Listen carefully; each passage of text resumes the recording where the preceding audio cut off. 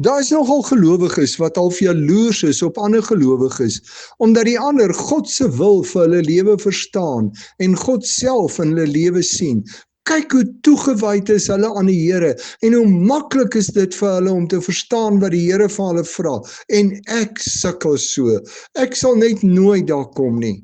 Ons sukkel om God se wil vir ons lewe te verstaan en God self in ons lewe te beleef as ons nie wil doen wat God van ons in Romeine 12 vers 2 vra nie.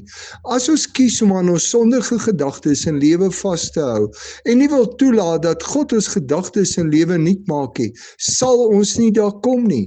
God se wil is vir hom goed en aanneemlik en volmaak en ons kan dit onderskei en verstaan as ons toelaat dat die Heilige Gees ons ou sondige gedagtes vervang met God se gedagtes vir ons lewe.